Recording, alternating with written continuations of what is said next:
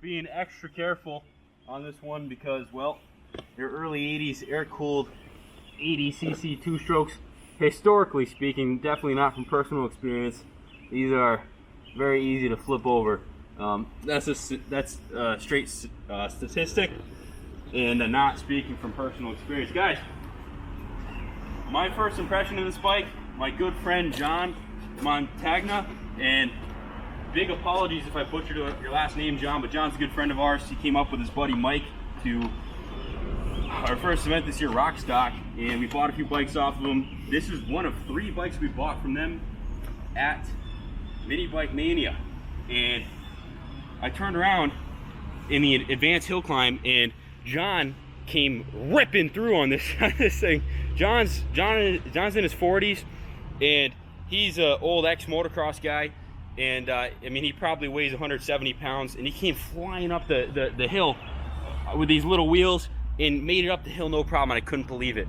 Guys, I haven't had a KDX. I don't think I've ever ridden one of these, but I ended up riding this one, and I put a deal together with John. This thing feels super tight, not a whole lot of vibration. Motor sounds excellent. The compression test showed well. We brought it through. Chris changed the fluids in the bike and put brand new tires on it. Definitely some weird repop fenders on here. Also a new front number plate.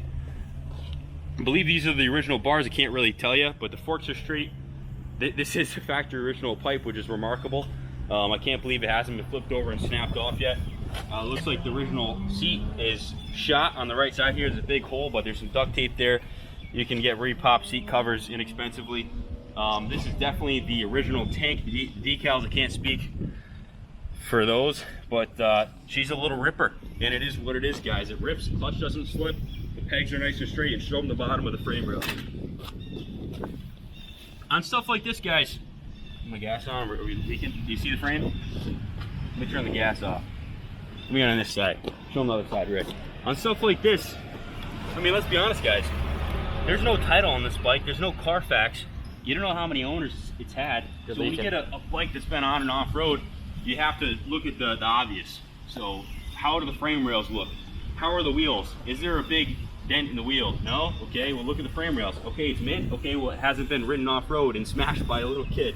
This is something that was parked years ago and then recommissioned by an enthusiast as of recently. Clearly a low hour machine. Tranny, brakes, everything's on point. So I'm gonna go for another quick rip and let my afro flow around in the breeze here, and we're gonna park it in the museum. Not much else to say, guys. Sold on bill of sale.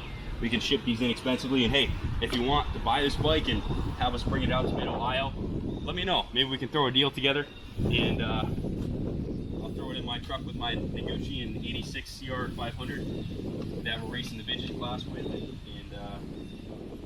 we'll bring it out to you. Link up and shoot some videos. Guys, see you at Mid-Ohio. Good luck fitting. God bless America.